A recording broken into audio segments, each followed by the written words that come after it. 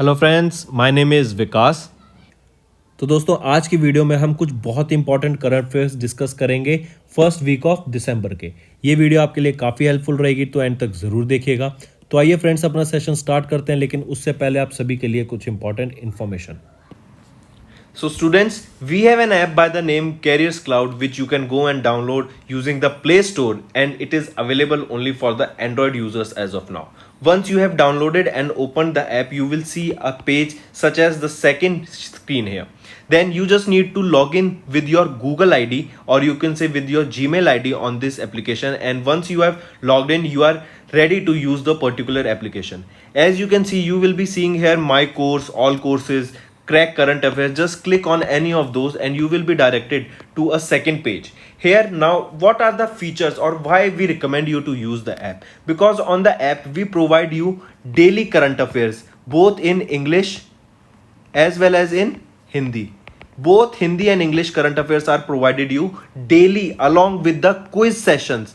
This is important. We provide you daily with the quiz sessions that will help you to brush up your current affairs that you gain today through our video or any other notes provided. These English and Hindi PDFs are also provided to you daily. This is provided on our app course that you can go and purchase. Two types of courses are there, 1 year plan and a second year plan, which you can opt as per your need. Then we provide you with weekly videos. Not just weekly videos on YouTube and monthly videos, daily videos are also given. Apart from that, weekly PDFs of current affairs are provided to you. Compiled PDF of current affairs of the whole week will be provided to you both in English as well as in Hindi. Then similarly for the month also, you will be provided a compiled video of the whole month both in English as well as in Hindi PDF for the current affairs that will brush up your current affairs very much. Apart from this, we provide you with the topic wise current affairs, topics such as apps and web portals, important days, books and authors. Then comes your sports, then comes your obituary, national affairs, international affairs, sports. These all topics are covered by us on our YouTube channel, which you can go and check it out also. Very important this section, because we provide you with the PDFs also with them that helps you to revise through a particular order, and it is very helpful to you, so you should definitely check it out. Then apart from it, we provide you questions regarding your particular exams also, such as bank, related to your banking. We provide you questions, we provide you PDF, we provide you material that will help you to revise those topics, those important topics. So very important. All right, so I definitely recommend you to check our app and do revise and to purchase the courses, because they will be very helpful to you. These, I strongly recommend you to use our app as well as website, and the quiz provided on the app is very helpful to you on the daily basis, and our monthly study material for your exams will do wonders. So do watch the video for the revision purposes. They are very helpful. And if you use my code Vikas10, straight away you will be getting an additional 10% discount on the purchase you made using the application. So additional discount for you students just from my side. It is a happy hour sale, you can say, 10% discount using Vikas10. So friends, let's start with the session now. तो चलिए friends, start करते हैं। सबसे पहले हम कुछ important one liners discuss करेंगे first week of December के, एंड उन वन लाइनर के बेसिस पे ही हम आगे एमसीक्यू क्वेश्चंस आपसे कराएंगे, जो आपकी प्रिपरेशन में बहुत हेल्पफुल रहेंगे। मैं अभी एडवांस में बता देता हूँ, ये वन लाइनर्स बहुत ही इंपॉर्टेंट हैं, एंड इन्हीं के बेसिस पे वो क्वेश्चन रहेंगे। प्रिपरेशन करने का सबसे बेस्ट तरीका यही है कि आप इनको पहले अच्छे से समझें और पढ़ें वन लाइनर्स को, एंड फिर इनके बेसिस पे हम वो आंसर करेंगे। ठीक, तो चलिए सबसे पहला क्वेश्चन स्टार्ट करते हैं पहले वन लाइनर से, कि नागालैंड पुलिस ने अभी स्टार्ट किया call your cop mobile application. ठीक है, कॉल योर कॉप, कोई भी अगर संकट में है तो उनकी एक एप्लीकेशन स्टार्ट कर दी, कॉल योर कॉप। किसके द्वारा? नागालैंड पुलिस के द्वारा ये स्टार्ट की गई। काफ़ी इंपॉर्टेंट मार्क करना। दूसरा आ जाता है, अभी सेंटर ने एक कमेटी फॉर्म की ताकि जो criteria for reservation of economically weaker section है, इनके लिए इस कमेटी को हेड किसके द्वारा किया जाएगा? अजय भूषण पांडे जी के द्वारा इसको हेड करा जाएगा। नेक्स्ट, अभी नीति आयोग कमेटी के द्वारा एक ऑनलाइन डिस्प्यूट रेजोल्यूशन की रिपोर्ट रिलीज की गई, जो कि हेड किया जाएगा किन के द्वारा? अर्जुन कुमार सिकरी के द्वारा। I repeat, NITI Aayog committee ने एक रिपोर्ट रिलीज की किसके ऊपर? ऑनलाइन डिस्प्यूट रेजोल्यूशन के ऊपर। और इस ऑनलाइन डिस्प्यूट रेजोल्यूशन को हेड किसके द्वारा किया जाएगा? अर्जुन कुमार सिकरी के द्वारा। नेक्स्ट, अभी रिसेंटली हॉर्नबिल फेस्टिवल किस स्टेट के द्वारा ऑब्जर्व किया गया? नागालैंड के लोगों के द्वारा इस फेस्टिवल को ऑब्जर्व करा गया, हॉर्नबिल को, एंड ये 22nd फेस्टिवल था। नेक्स्ट, वॉलमार्ट और फ्लिपकार्ट ने एक अभी एमओयू साइन किया है एमपी गवर्नमेंट के साथ, ताकि लोगों को ट्रेन एंड सपोर्ट किया जा सके एमएसएमई में। किन्होंने? वॉलमार्ट एंड फ्लिपकार्ट ने ये टाई अप किया या एमओयू साइन किया। नेक्स्ट हम बात करेंगे किस ऑर्गेनाइजेशन ने $500 मिलियन का लोन अप्रूव किया फॉर गवर्नमेंट ऑफ इंडिया, ताकि स्कूल्स की क्वालिटी को बढ़ा सके, उनमें जो एजुकेशन प्रोवाइड की जा सके उसको बेटर करा जा सके। किस ऑर्गेनाइजेशन ने ये लोन अप्रूव किया? एशियन डेवलपमेंट बैंक ने ये लोन अप्रूव करा। नेक्स्ट, हमर अपन बजट ये एक वेब पोर्टल और मोबाइल एप्लीकेशन है जो बजट सजेशन देती है। किस स्टेट गवर्नमेंट के द्वारा इसको लॉन्च किया गया? झारखंड के द्वारा लॉन्च किया गया, एंड झारखंड के चीफ मिनिस्टर के द्वारा इसको लॉन्च किया गया, हमर अपन बजट। नेक्स्ट, गवर्नमेंट अभी श्रेष्ठा स्कीम लॉन्च करेंगी for the development of SC students.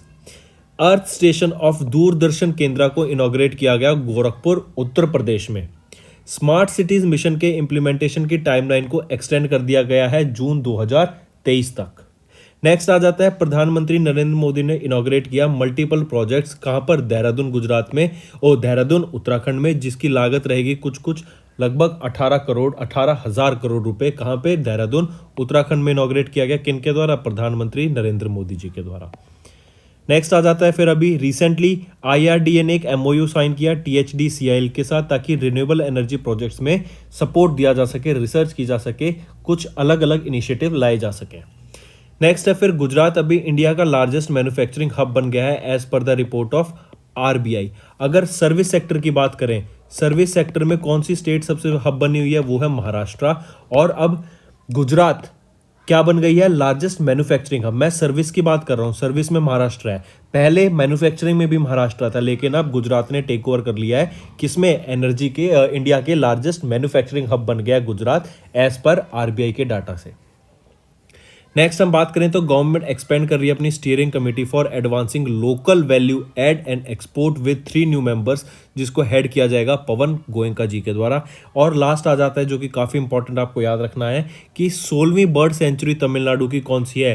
काजुवेली wetland. I repeat, काजुवेली wetland, ये 16वीं बर्ड सेंचुरी रहेगी तमिलनाडु की। ये तो थे नेशनल न्यूज़। अब आ जाते हैं अपने इंटरनेशनल न्यूज़ पे। एशियन डेवलपमेंट बैंक ने $125 मिलियन का लोन अप्रूव किया for Uttarakhand water supply and sanitation project. Uttarakhand के sanitation and water supply projects के लिए एशियन डेवलपमेंट बैंक ने $125 मिलियन का लोन अप्रूव किया। कहाँ पे? उत्तराखंड में। नेक्स्ट आ जाता है वर्ल्ड की पहली फ्लोटिंग सिटी कहाँ पे बनने जा रही है? साउथ कोरिया में बनने जा रही है। एंड कब तक बन के रेडी हो जाएगी? 2025 तक ये बन के रेडी हो जाएगी। नेक्स्ट आ जाता है पहली फीमेल प्राइम मिनिस्टर स्वीडन की कौन बनेगी? मैग्डलेना एंडरसन, ये पहली प्राइम मिनिस्टर बनने जा रही हैं, फीमेल प्राइम मिनिस्टर। कहाँ की? स्वीडन की। नेक्स्ट, अभी रिसेंटली इंडिया ने ज्वाइन किया G20 का ट्रोइका। ये क्या है ट्रोइका? किन कंट्री से मिलकर बना? आपको ये पता होना चाहिए, इंपॉर्टेंट ये है। ट्रोइका ये इंडोनेशिया, इटली एंड इंडिया के साथ मिलकर बना है Troikaa.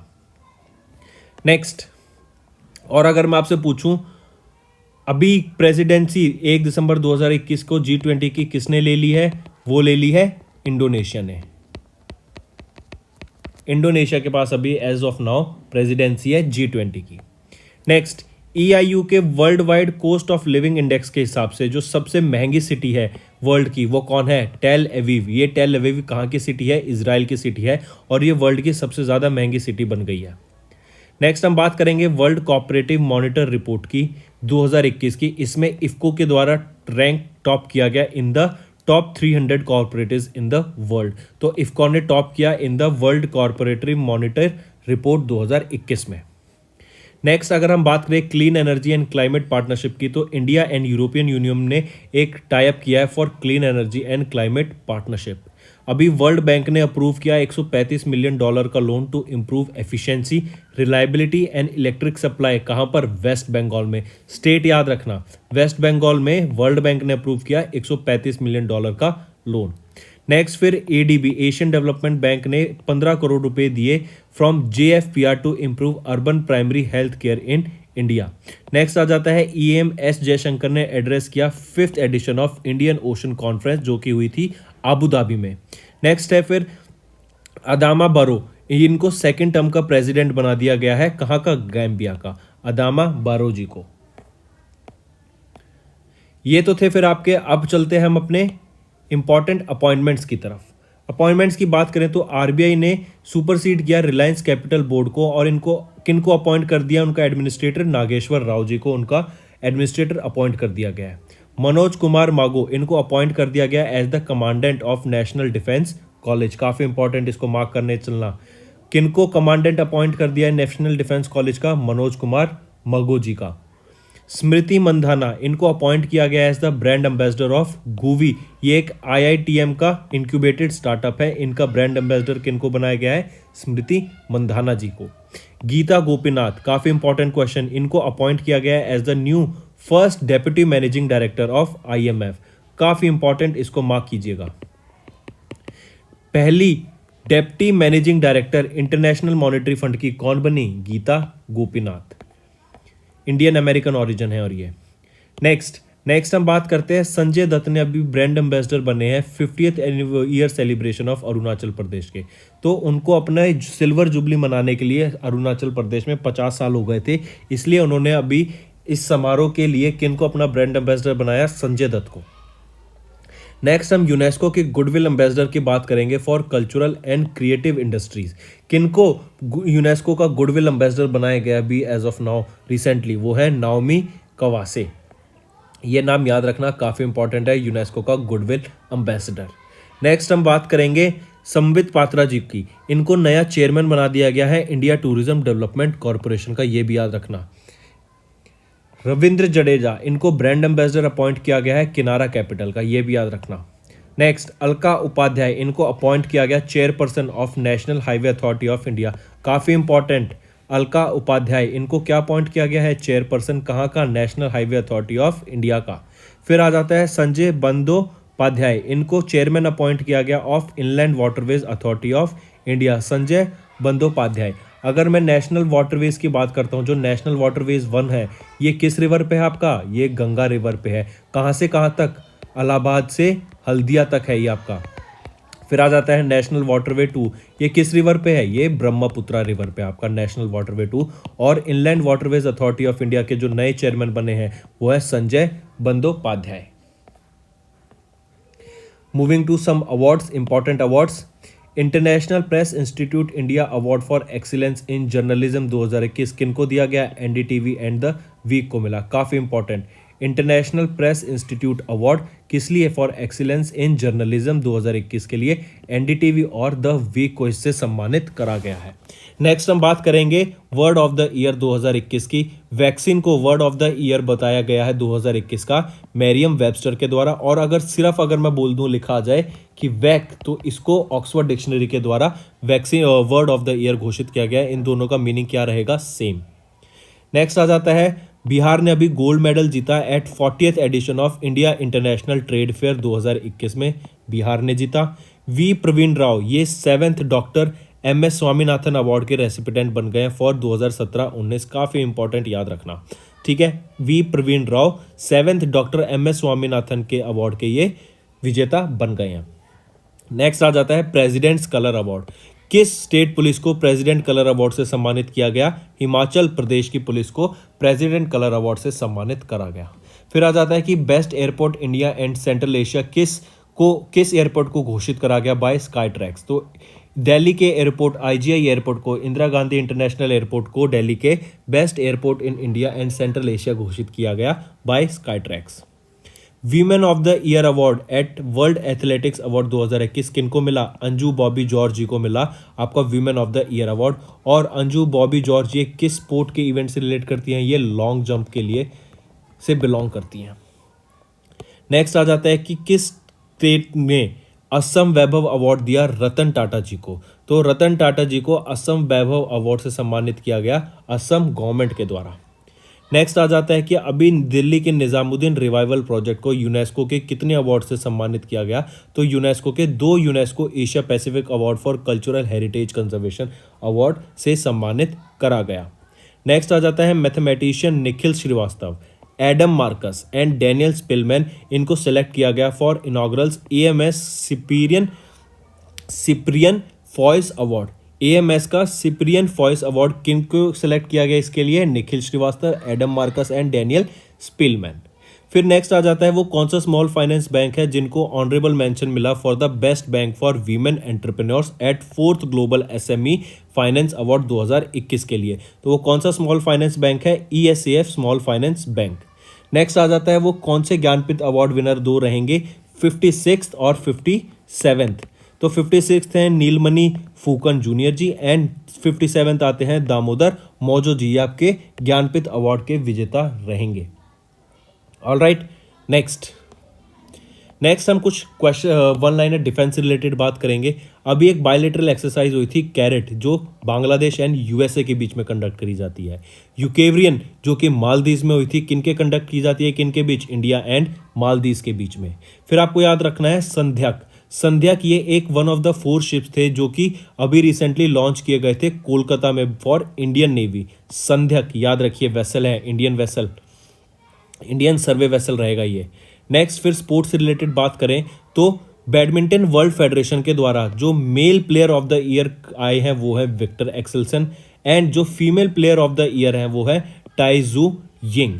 Alright, male player Victor Axelsen and female player Tai Tzu Ying, ये आपकी female player of the year रहेंगी by badminton world federation. Next आ जाता है डेविस कप टेनिस टूर्नामेंट 2021 के बारे में। किन्होंने जीता? रशिया के द्वारा ये जीता गया डेविस कप टेनिस टूर्नामेंट। फिर नेक्स्ट है आपका सऊदी अरेबिया ग्रैंड प्रिक्स का एडिशन किसने जीता? लुइस हैमिल्टन के द्वारा जीता। लुइस हैमिल्टन ब्रिटेन से बिलोंग करते हैं, मर्सिडीज के लिए ड्राइव करते हैं और रिसेंटली इन्हीं को अभी नाइटहुड अवार्ड से सम्मानित किया गया था। किन्होंने सम्मानित किया? प्रिंस ऑफ चार्ल्स, जो कि प्रिंस चार्ल्स के द्वारा प्रिंस ऑफ वेल्स जो कि प्रिंस चार्ल्स हैं उनके द्वारा इसको सम्मानित करा गया लुइस हैमिल्टन को। नेक्स्ट आ जाता है अर्जेंटीना ने अभी 12th men's FIS junior hockey World Cup जीता 2021 का, जो कि कहाँ पे हुआ था? उड़ीसा में हुआ था। नेक्स्ट आ जाता है इंडिया की शटलर PV सिंधु। शटलर मतलब ये किस स्पोर्ट से बिलोंग करती हैं? बैडमिंटन से। इन्होंने अभी सिल्वर मेडल जीता badminton world federation tour finals में। किनको? और Viktor Axelsen and An Se Young, इन्होंने गोल्ड मेडल जीता। याद रखना है इनका विक्टर एक्सेल्सन का नाम, जो इनसे रिलेटेड मेन न्यूज़ आ जाती है वो यही होती है कि 2021 के बैडमिंटन वर्ल्ड फेडरेशन के mail player of the year कौन है? विक्टर एक्सेल्सन और female player of the year है ताइजू यिंग। अब चलते हैं अपने कुछ इंपॉर्टेंट डेज की तरफ, बहुत इंपॉर्टेंट है, याद रखना। मैं आपको बता दूंगा इनमें से जो इंपॉर्टेंट याद करने होंगे आपको। पहले एक बार सारे रिवाइज कर लेते हैं। 1 दिसंबर को वर्ल्ड एड्स डे, थीम रहेगी end inequalities end AIDS end end pandemics. 1 ही दिसंबर को नागालैंड स्टेटहुड डे। 1 ही दिसंबर को 57th BSF राइजिंग डे भी ऑब्जर्व किया जाता है। फिर 2 दिसंबर को हम ऑब्जर्व करते हैं नेशनल पॉल्यूशन कंट्रोल डे और 2 दिसंबर को ही international day for the abolition of slavery, जिसकी थीम रहेगी ending slavery's legacy of racism, a global imperative for justice. 2 December को हम world computer literacy day observe करते हैं। 3 दिसंबर को international day of persons with disability observe करते हैं। 4 दिसंबर को इंडियन नेवी डे और 8 अक्टूबर को हम एयरफोर्स डे ऑब्जर्व करते हैं एंड 15 जनवरी को हम ऑब्जर्व करते हैं आर्मी डे। तो 4 दिसंबर को नेवी डे, फिर 4 दिसंबर को ही इंटरनेशनल डे ऑफ बैंक्स, 5 दिसंबर को वर्ल्ड सॉइल डे, 5 दिसंबर को ही इंटरनेशनल वॉलंटियर्स डे, 6 दिसंबर को इंडिया बांग्लादेश सेलिब्रेटेड मैत्री दिवस, याद रखना बहुत इंपॉर्टेंट है, मैत्री दिवस 6 दिसंबर को इंडिया और बांग्लादेश के द्वारा ऑब्जर्व किया जाता है। 6 दिसंबर को महापरिनिर्वाण दिवस और 7 दिसंबर को इंटरनेशनल सिविल एविएशन डे, 7 दिसंबर को ही नेशनल आर्म्ड फोर्सेस डे। अब इनमें से जो इंपॉर्टेंट याद रखने हैं वो है आपको world AIDS day, then BS57 BSF raising day, फिर 2 दिसंबर को नेशनल पॉल्यूशन कंट्रोल डे होता है आपका, 2 दिसंबर को ही world computer literacy day observe करना है आपको, 4 दिसंबर को इंडियन नेवी डे याद रखना है, फिर 4 दिसंबर के बाद आपको याद रखना है मैत्री दिवस जो कि 6 दिसंबर को हम ऑब्जर्व करते हैं, और 6 दिसंबर को ही महापरिनिर्वाण दिवस भी ऑब्जर्व किया जाता है, और 7 दिसंबर को लास्ट आ जाता है national armed forces flag day. ये इंपॉर्टेंट रहेंगे, ठीक है। तो फ्रेंड्स ये हो गए आप सबके वन लाइनर्स, ये थे फर्स्ट वीक ऑफ दिसंबर के वन लाइनर्स। अब चलिए अपने इंपॉर्टेंट क्वेश्चंस की तरफ चलते हैं जो आपको काफ़ी हेल्पफुल रहेंगे। अगर आपने ऊपर वन लाइनर्स ध्यान से पढ़े हैं, नोट्स बनाए हैं, नोट्स नहीं बनाए तो जाके वीडियो पॉज कीजिए एंड वापस से एक बार जल्दी से नोट्स बना लीजिए, क्योंकि अब जो हम क्वेश्चन करेंगे वो आपके लिए काफ़ी हेल्पफुल रहेगा। स्टार्ट करें, चलो ठीक है। सबसे पहला बताओ, in November Alternative Mechanism approved the acquisition of 100% government stake in central electronics limited. Alternative mechanism ने अप्रूव कर दिया acquisition of 100% government stake in central electronics limited to dash for 210 crore rupees. ये किसको अप्रूव किया? To Nandal finance and leasing को approve किया for 210 crore. And remember ये second strategic stake sale रहेगा by government of India after Air India के द्वारा। चलो ठीक है, नेक्स्ट आपको बताना है 52 इंटरनेशनल फिल्म फेस्टिवल ऑफ 2021 के हिसाब से जो गोवा में हुआ था कि ABC में से कौन सा ऑप्शन ठीक रहेगा। पहला कह रहा है ये option saving one who is dead, इस मूवी को बेस्ट फिल्म मिला under golden peacock award IFFI 2021 के लिए। तो बिल्कुल गलत है ये, क्यों? क्योंकि saving one who is dead को नहीं मिला था, ये थी आपकी ring wandering movie. Ring wandering इस मूवी को मिला था best film under the golden peacock award. ठीक है, तो पहला तो गलत हुआ। नेक्स्ट पे देखते हैं, जितेंद्र भिकुलाल जोशी, इन्होंने बेस्ट एक्टर जीता जो कि इंडिया से हैं। एंड एंजेला मोलिना, ये स्पेन से हैं, इनको बेस्ट फीमेल एक्टर से सम्मानित किया गया। बिल्कुल ठीक है। नेक्स्ट आ जाता है हेमा मालिनी एंड प्रसून जोशी, इन्होंने Indian film personality of the year awards से इनको सम्मानित करा गया। बिल्कुल ठीक है, दोनों नाम याद रखना, हेमा मालिनी एंड प्रसून जोशी। तो करेक्ट ऑप्शन हुआ B एंड C, दोनों ठीक रहेंगे आपके। नेक्स्ट पे आते हैं, RBI ने अभी सस्पेंडेड और RBI superseded the board of dash for exercising its power conferred to the section 45E RBI act of 1934 and also appointed dash as the new administrator of the company. तो याद रखना, RBI ने supersede की दिया the board of Reliance Capital Limited को for exercising its power conferred to the section 45(1)E of RBI act 1934, और इन्होंने Nageswara Rao YG को अपॉइंट किया as the new administrator of the company. So let me correct option हुआ आपका option 2। Next, name the organisation जिन्होंने approve किया a loan of worth 125 million for water supply and sanitization project. कहाँ पर? उत्तराखंड में। उत्तराखंड में water supply and sanitization projects, इन projects के लिए $125 मिलियन का लोन अप्रूव किया गया। किस ऑर्गेनाइजेशन के द्वारा ये लोन अप्रूव किया? एशियन डेवलपमेंट बैंक ने ये लोन अप्रूव किया 125 मिलियन का water supply and sanitization projects के लिए, जो कि कहाँ पर? उत्तराखंड में है। फिर आपको बताना है बैलन डियर अवार्ड के बारे में। ये बैलन डियर अवार्ड किस फील्ड में दिया जाता है? तो ये फुटबॉलर्स को दिया जाता है, मतलब स्पोर्ट्स कौन सा रहेगा? फुटबॉल। इसमें कह रहे हैं क्रिस्टियानो रोनाल्डो ने बैलन डियर अवार्ड जीता। बिल्कुल गलत, इन्होंने नहीं जीता, लायनल मेसी ने जीता। ठीक है, for the 4th time. And Alexia Putellas won the women Ballon d'Or award. बिल्कुल ठीक, वीमेन का तो एलेक्सिया पुटलास ने जीता एंड जो मैन का जीता वो लायनल मेसी ने जीता, क्रिस्टियानो रोनाल्डो ने नहीं। तो ए ऑप्शन गलत हुआ। फिर बेन का म्यूनिक स्ट्राइकर रॉबर्ट लेवेंडोस्की, इन्होंने striker of the year award जीता इन्होंने 2021 के लिए। बिल्कुल ठीक, सही ऑप्शन। सी ऑप्शन कह रहा है कि बैलन Dior is an annual football award जो कि प्रेजेंट किया जाता है फ्रेंच मैगजीन फ्रांस फुटबॉल के द्वारा सिंस 1956। बिल्कुल सही है, ऑप्शन 4 करेक्ट है। और रिमेंबर जो इस बार ऑब्जर्व किया गया था ना, ये 65th एडिशन था of the Ballon d'Or award. Next question आ जाता है कि किन को रिसेंटली अपॉइंट किया गया as the new chief executive officer of Twitter. मैं आपको बता देता हूं, ये इंडियन है जिनको अपॉइंट किया गया। पहले ये चीफ टेक्निकल ऑफिसर थे, अब इनको सीईओ की पॉइंट पे अपॉइंट कर दिया गया है। कौन है? पराग अग्रवाल। पहले जो फॉर्मर सीईओ कौन रहेंगे ट्विटर के? जैक डॉर्सी फॉर्मर सीईओ है, मतलब इनको रिप्लेस कर दिया गया है किनके द्वारा? पराग अग्रवाल के द्वारा। Next, who become the first female prime minister of Sweden. Sweden की वो पहली प्राइम मिनिस्टर कौन बनी? कौन है वो? मैग्डलेना एंडरसन पहली प्राइम मिनिस्टर बनी है स्वीडन की। नेक्स्ट कह रहे हैं कि name the new communication satellite जो कि चाइना के द्वारा लॉन्च की गई थी for radio and television transmission services के लिए। तो जोंगजिंग 1D इस सैटेलाइट का नाम रहेगा, और जो रॉकेट इसको लेके गया था उसका नाम याद रखना, लॉन्ग मार्च 3 भी वो रॉकेट रहेगा जो इसको स्पेस में लेके गया था। नेक्स्ट, गवर्नमेंट ने अभी अलाउ किया 100% FDIs in airlines and relax norms for overseas investment in the brownfield airports. किस इंडियन स्टेट ने रिसीव किया हाईएस्ट FDI 2021 के लिए? काफी इंपॉर्टेंट और इंटरेस्टिंग क्वेश्चन।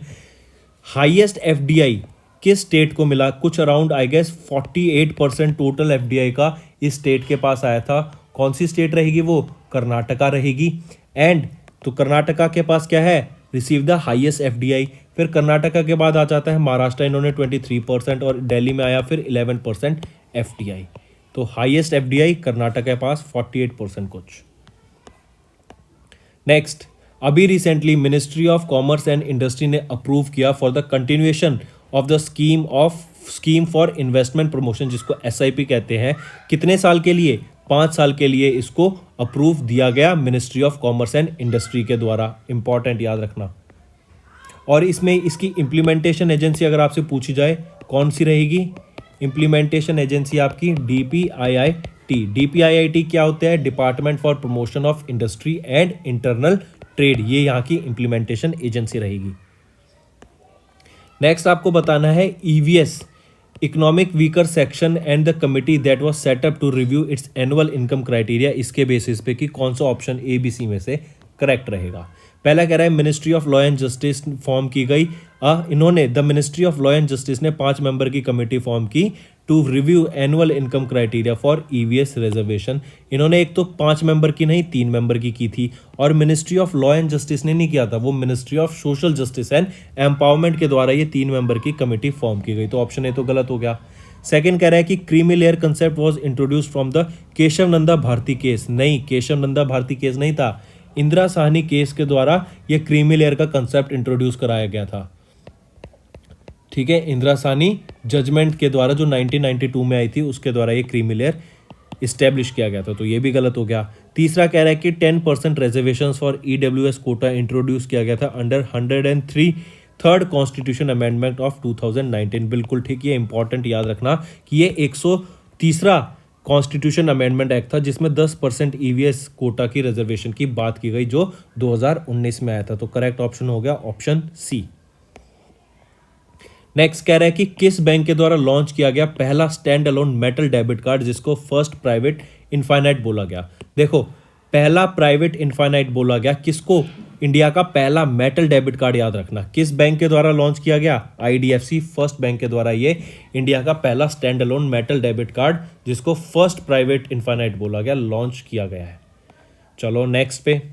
नेक्स्ट कह रहा है कि अभी recently NSO national statistical office के द्वारा इंडिया की जो GDP ग्रोथ एस्टिमेट की गई second quarter of physical year 2022 कितनी एक्सपेक्ट की जा रही है? 8.4% की ग्रोथ रेट एक्सपेक्ट की जा रही है बाय NSO। नेक्स्ट क्वेश्चन, अभी रिसेंटली किस स्टेट ने संजय दत्त को अपना ब्रांड एम्बेसडर घोषित किया for its 50 year of celebration? किस स्टेट ने किया था? अरुणाचल प्रदेश ने किया था, हमने अभी डिस्कस किया। नेक्स्ट, क्या थीम रहेगी वर्ल्ड एड्स डे की और ये कब ऑब्जर्व किया जाता है? 1 दिसंबर को वर्ल्ड एड्स डे ऑब्जर्व किया जाता है और इसकी थीम क्या रहेगी? End inequalities end AIDS. Simple question है, मैं बता रहा हूं, अगर आपने अच्छे से वन लाइनर्स हमारे पढ़ लिए हैं तो ये क्वेश्चन तो आपको चुटकी बजा के हो जाएंगे। नेक्स्ट क्वेश्चन देखो कितना ईजी है लेकिन पूछा क्या जा रहा है। आईएएफ ग्रुप के कैप्टन, इंडियन एयरफोर्स ग्रुप के कैप्टन अभिनंदन वर्तमान जी को अभी रिसेंटली वीर चक्र अवार्ड से सम्मानित किया गया बाय प्रेसिडेंट ऑफ इंडिया। आपसे पूछा जा रहा है कि हाईएस्ट गैलेंट्री अवार्ड कौन सा आ जाता है इंडिया में। जो हाईएस्ट गैलेंट्री अवार्ड है, पहले तो ये बताइए कौन सा है, परमवीर चक्र। अगर मैं अब आपसे पूछूं highest civilian award, highest civilian award कौन सा है, वो है आपका भारत रत्न।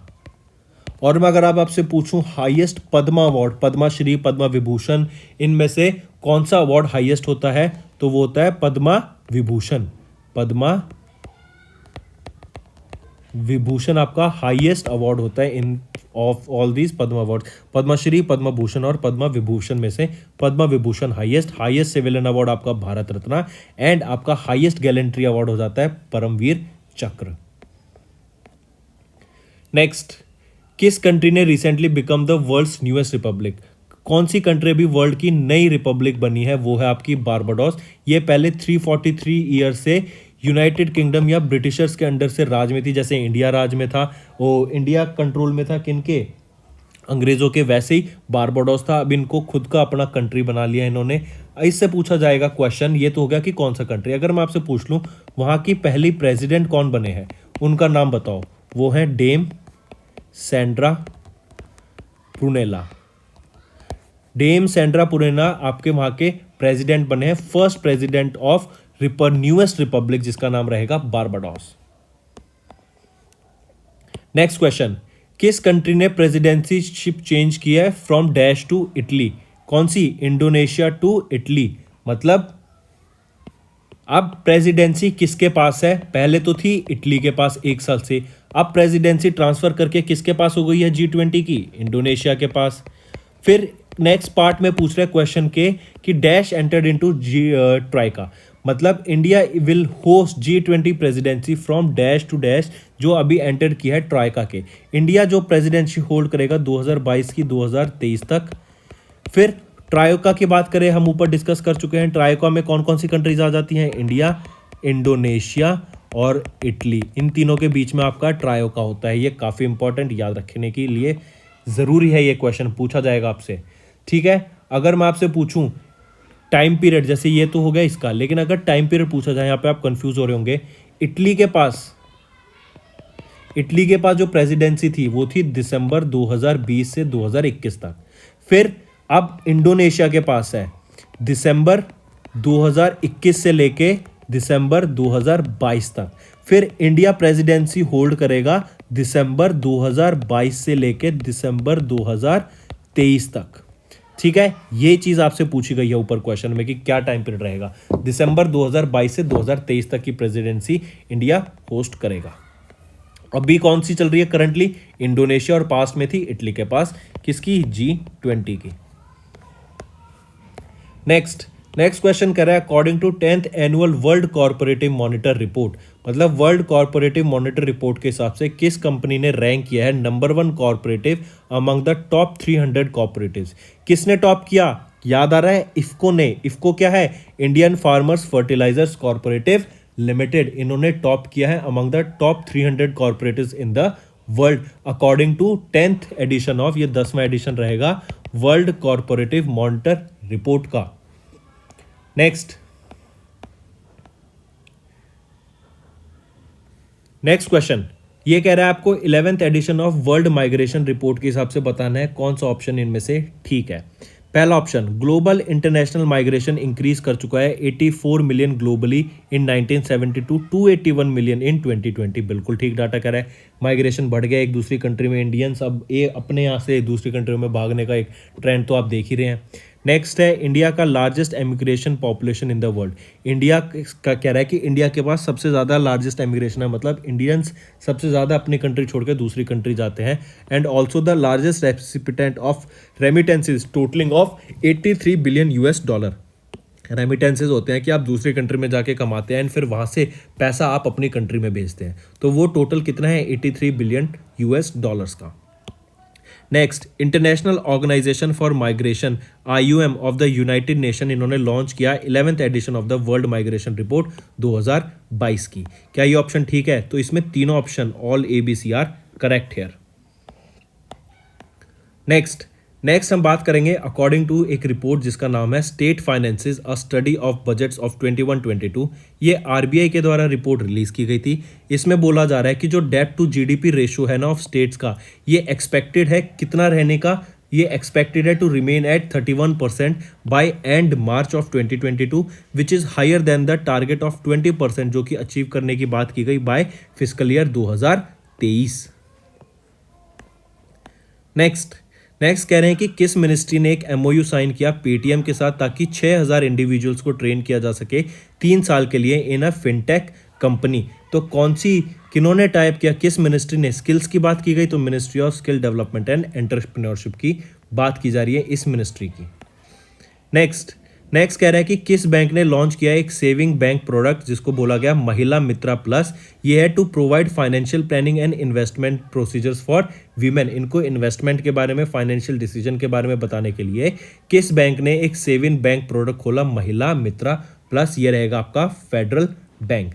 फेडरल बैंक की अगर बात करें तो श्याम निवासन इनके सीईओ एंड एमडी रहेंगे। कौन? श्याम श्रीनिवासन। हेडक्वार्टर कहाँ रहेगा? केरला में। और योर परफेक्ट बैंकिंग पार्टनर इनकी टैगलाइन रहेगी। नेक्स्ट कह रहा है कि in December organisation for economic corporation and development जिसको ओईसीडी भी बोलते हैं, इन्होंने इंडिया की जीडीपी ग्रोथ को कितना एक्सपेक्ट किया है for the year fiscal year 2022। तो ओईसीडी के हिसाब से, OECD organisation for economic corporation and development के हिसाब से जो इंडिया की जीडीपी प्रोजेक्ट की जा रही है वो है 9.4% फॉर फिस्कल ईयर 2022। नेक्स्ट, किन्होंने अभी women of the year award को जीता फ्रॉम वर्ल्ड एथलेटिक्स? अभी हम देख चुके हैं अंजू बॉबी जॉर्ज जो कि लॉन्ग जंप से रिलेट करती थी, इन्होंने women of the year award को जीता फ्रॉम वर्ल्ड एथलेटिक्स। किनको अपॉइंट किया गया अभी यूनेस्को का गुडविल एम्बेसडर? हम बात कर चुके हैं किनको किया था, नाओमी कवासे को। इनको गुडविल एम्बेसडर अपॉइंट किया गया है यूनेस्को का for cultural and creative industries. Next, किस कंपनी ने कॉन्ट्रैक्ट साइन किया इंडियन आर्मी के साथ ताकि 470 करोड़ रुपए का सप्लाई किया जा सके आईजीएलएम में 1 मिसाइल्स को? कौन प्रोवाइड कर रहा है इन मिसाइल्स को? भारत डायनामिक्स लिमिटेड ये इन मिसाइल्स को प्रोवाइड करेगा। किनको? इंडियन आर्मी को। Next, which country is developing the world's first sustainable floating city? हम डिस्कस कर रहे थे कि वर्ल्ड की पहली फ्लोटिंग सिटी की बात की जाए तो कौन सी है वो? काफी इंपॉर्टेंट। कौन सी कंट्री डेवलप कर रही है? साउथ कोरिया डेवलप कर रही है। काफी इंपॉर्टेंट रहेगा ये। Next question, name the organisation. उस ऑर्गेनाइजेशन का नाम बताओ जिन्होंने $500 मिलियन का लोन अप्रूव किया टू समग्र शिक्षा for improving the quality of school education in India. School education की क्वालिटी को इंप्रूव करने के लिए इन्होंने इन्वेस्ट किया समग्र शिक्षा प्रोग्राम में। किस ऑर्गेनाइजेशन ने $500 मिलियन का लोन अप्रूव करा? तो ये अप्रूव किया गया वर्ल्ड बैंक के एशियन डेवलपमेंट बैंक के द्वारा इसको अप्रूव करा गया, ये $500 मिलियन का लोन। ये जो वर्ल्ड बैंक ने तो शायद वेस्ट बंगाल के लिए अप्रूव किया था। आगे देखते हैं, ठीक है। Who was appointed as the IMF's first deputy managing director? काफ़ी इंपॉर्टेंट। कौन थी? गीता गोपीनाथ। अगर हम गीता गोपीनाथ की बात करें तो आपको अगर याद होगा तो ये पहली फीमेल थी, first female chief economist of the international Monetary fund भी बनी थी।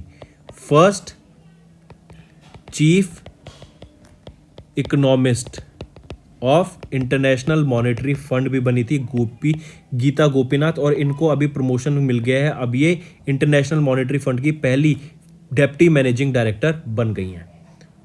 क्रिस्टिना जॉर्जिवा कौन है IMF की? ये IMF की मैनेजिंग डायरेक्टर हैं। और अब डेप्टी मैनेजिंग डायरेक्टर कौन हो गई हैं? गीता गोपीनाथ। 1944 में IMF आपका इस्टेब्लिश हुआ था और वॉशिंगटन DC में इनका हेडक्वार्टर रहेगा। नेक्स्ट क्वेश्चन कह रहा है कि कूनो नेशनल पार्क, जहां पे अभी 13 अफ्रीकन चीताज को डिलीवर किया जाएगा 2022 में, किस स्टेट में कूनो नेशनल पार्क बिलोंग करता है? तो आपका कूनो नेशनल पार्क कहां पर है? मध्य प्रदेश में है, ठीक है। चलो, और ये भी याद रखना कितने एनिमल, 13 अफ्रीकन चीताज को डिलीवर किया जाएगा यहां पे। Next, Indian tennis star Rohan Bopanna, अभी इनको राज्योत्सव अवार्ड से सम्मान मिला। ये राज्योत्सव सेकंड हाईएस्ट सिविलियन अवार्ड है किस स्टेट का? तो राज्योत्सव अवार्ड याद रखना, ये कर्नाटका का सेकेंड हाईएस्ट सिविलियन अवार्ड है। एंड 1 नवंबर को हम कन्नड़ा राज्योत्सव ऑब्जर्व करते हैं, इसीलिए इस दिन इनको रोहन बोनप्पा को सेकेंड हाईएस्ट सिविलियन अवार्ड से सम्मानित किया गया, कर्नाटका स्टेट के जो है राज्योत्सव अवार्ड।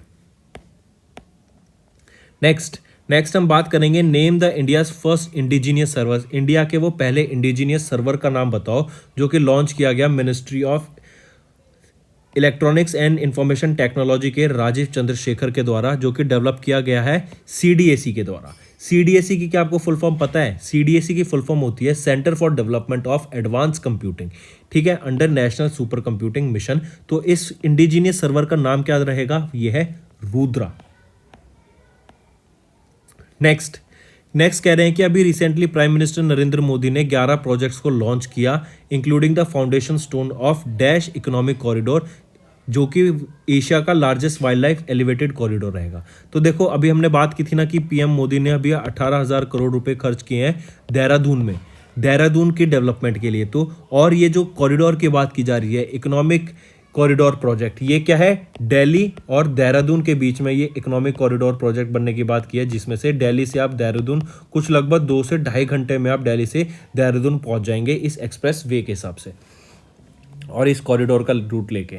तो करेक्ट ऑप्शन क्या बनता है? देहरादून में ये सारा प्रोजेक्ट्स की बात चल रही है and Delhi Dehradun economic corridor project को इन्होंने, जो कि एशिया का largest wild life elevated corridor है, इसका फाउंडेशन स्टोन भी ले करा। नेक्स्ट कह रहे हैं आइडेंटिफाई द ऑर्गेनाइजेशन जिन्होंने पार्टनर किया इंटरनेशनल टेलीकम्युनिकेशन यूनियन के साथ ताकि एक जॉइंट साइबर ड्रिल 2021 को कंडक्ट कराया जा सके। तो किन के द्वारा कराया गया? डिपार्टमेंट ऑफ टेलीकम्युनिकेशन के द्वारा ये जॉइंट साइबर ड्रिल को कंडक्ट कराया गया। अगर इंटरनेशनल टेलीकम्युनिकेशन यूनियन की बात करें आईटीयू की, तो आईटीयू के सेक्रेटरी जनरल कौन रहेंगे? होलिन जाओ, ये सेक्रेटरी जनरल रहेंगे और हेडक्वार्टर रहेगा जिनेवा स्विट्जरलैंड में। एंड ये फाउंड कब किया गया था, बनाया कब गया था? आईटीयू ये 1865 में बन के रेडी हो गया था, इंटरनेशनल टेलीकम्युनिकेशन यूनियन। नेक्स्ट हम बात करेंगे धनेश बर्ड फेस्टिवल ऑफ फेस्टिवल, या फिर इसको अगर हम क्या बोल दें, हॉर्नबिल फेस्टिवल। ये कहां पे ऑब्जर्व किए जाते हैं तीनों? ये ऑब्जर्व किए जाते हैं नागालैंड में, ठीक है। 22वां एडिशन ऑफ धनेश बर्ड फेस्टिवल, जिसको हॉर्नबिल फेस्टिवल कहते हैं, जिसी को फेस्टिवल ऑफ फेस्टिवल भी कहते हैं, ये कहाँ ऑब्जर्व किया जाता है? ये किया जाता है नागालैंड में। नेक्स्ट अगर और नागालैंड की भी कहाँ पे, अगर नागालैंड का भी पूछ ले नागालैंड में कहाँ पे, तो नागालैंड की कैपिटल कोहिमा में इसको ऑब्जर्व किया जाता है। नेक्स्ट क्वेश्चन कह रहा है कि कौन सी स्टेट ने महाराष्ट्र को सरपास कर दिया है एंड वो बन गई है इंडिया की टॉप मैन्युफैक्चरिंग हब। और ये डाटा रिलीज किया गया आरबीआई के द्वारा। तो याद रखना, बताया था मैंने आपको, गुजरात वो स्टेट बन गई है जिन्होंने सरपास कर दिया है महाराष्ट्र को to become the India's top manufacturing hub, और ये डाटा रिलीज किया गया आरबीआई के द्वारा। नेक्स्ट आ जाता है बैडमिंटन वर्ल्ड फेडरेशन के द्वारा किनको man player of the year घोषित किया गया, वो है विक्टर एक्सेल्सन। पूछा जा रहा है ये किस कंट्री से बिलोंग करते हैं? ये डेनमार्क से बिलोंग करते हैं। वीमेन की कैटेगरी में female player of the month, female player of the year for 2021 by world badminton world federation कौन बनी? Tai Tzu Ying. और ये किस कंट्री से बिलोंग करती हैं? ये ताइवान से बिलोंग करती हैं। नेक्स्ट, उस स्मॉल फाइनेंस बैंक का नाम बताओ जिन्होंने अभी इनको ऑनरेबल मेंशन मिला था for the best bank of for women entrepreneurs category. देखो अभी हमने क्या देखा था कि ईएसएफ स्मॉल फाइनेंस बैंक को ऑनरेबल मेंशन मिला था for best bank for women entrepreneurs category के लिए, ये वो स्मॉल फाइनेंस बैंक रहेगा, ESAF small finance bank. Next, dash the Indian state, वो कौन सी इंडियन स्टेट है जिन्होंने बांदीकर ऐप को लॉन्च किया, जो कि एक जीपीएस एनेबल्ड मोबाइल ऐप है फॉर डिमार्केटिंग फॉरेस्ट पत्ता for landless indigenous people under the forest right act of dash. तो किस स्टेट के द्वारा ये बांदीकर ऐप, जो कि एक जीपीएस एनेबल्ड मोबाइल ऐप है, लॉन्च करी गई? किस इंडियन स्टेट के द्वारा? त्रिपुरा के द्वारा इसको लॉन्च किया गया under the forest right act of 2006। Next, next question कह रहा है कि किस बैंक ने अभी एक revise mobile banking app M pay delight को लॉन्च किया ताकि to enable public to make various payments. तो एम पे डिलाइट किस स्टेट के द्वारा लॉन्च किया गया? जम्मू एंड कश्मीर बैंक के द्वारा। और किस बैंक के द्वारा? जम्मू एंड कश्मीर बैंक के द्वारा इसको लॉन्च किया गया।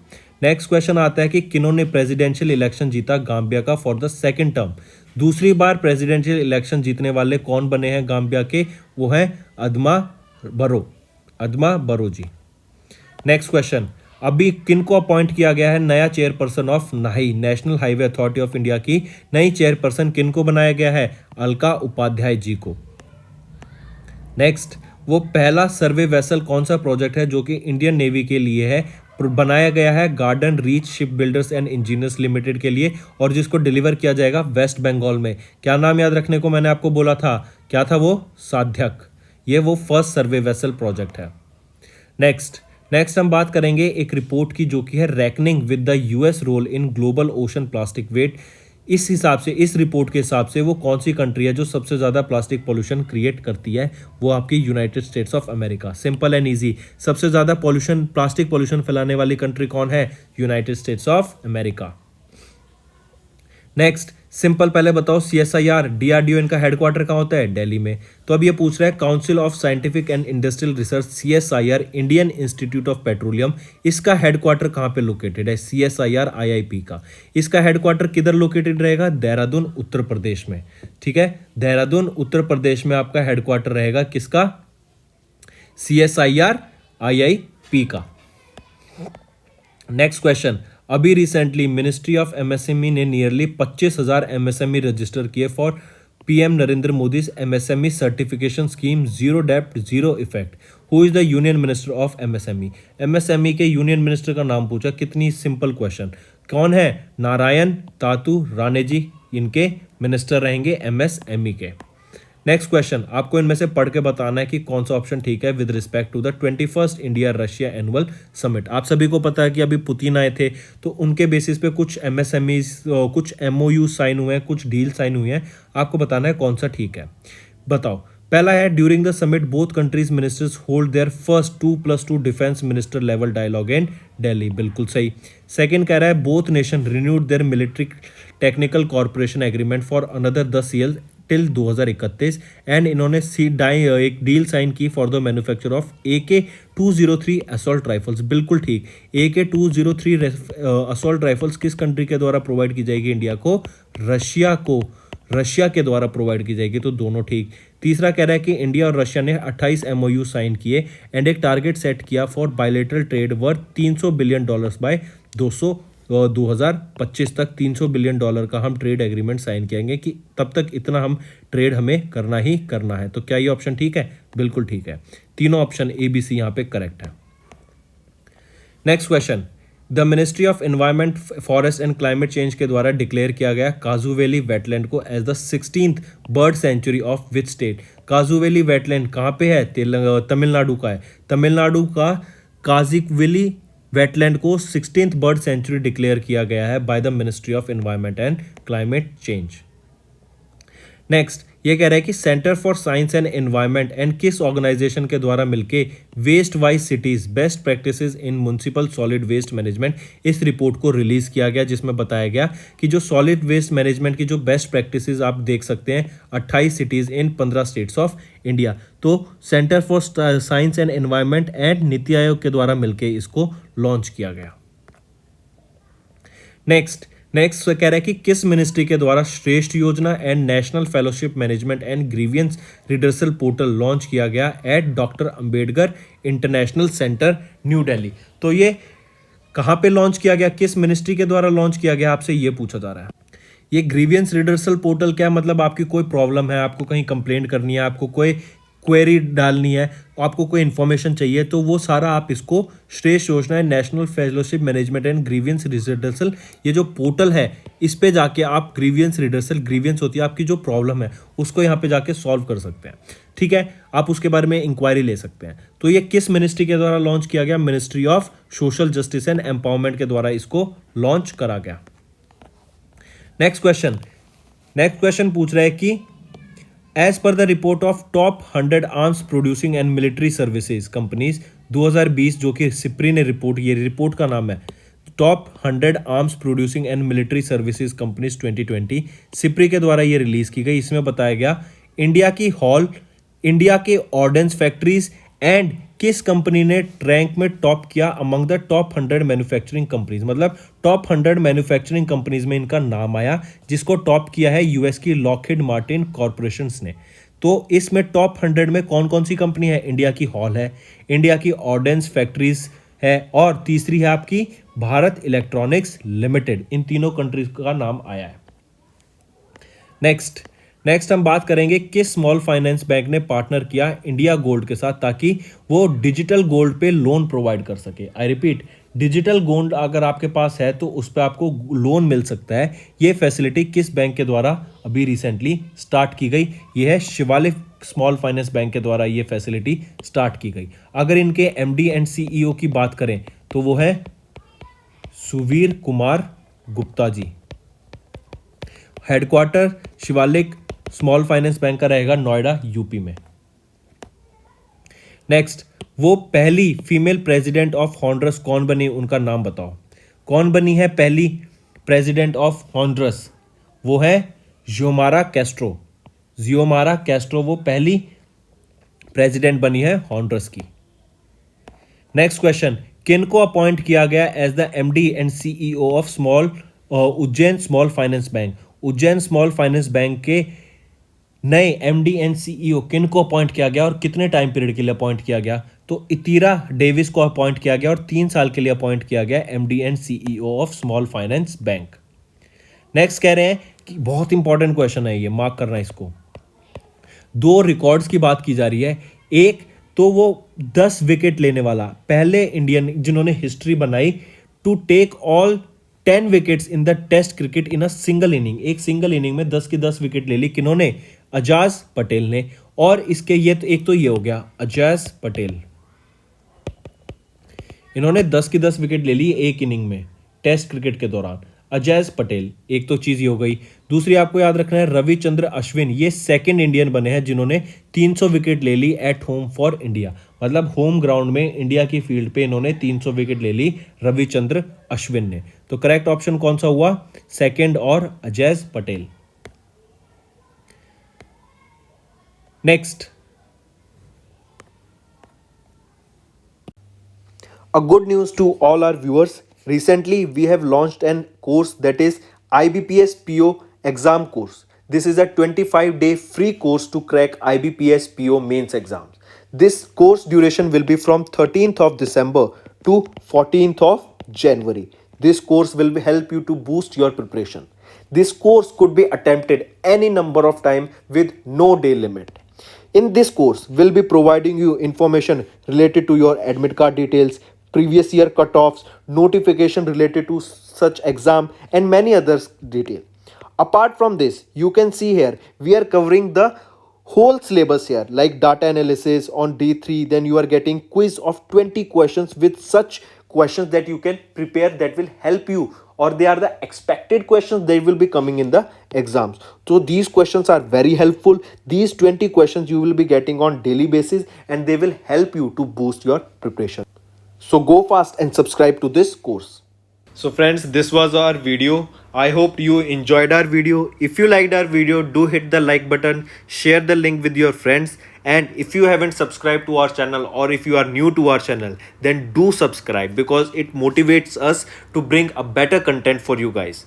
Also, if you have any trouble regarding login or payment or any other issues, then you can reach to us on our mail, that is support@affairscloud.com, or you can call us on the number 9677333862 and we'll resolve your issue as soon as possible.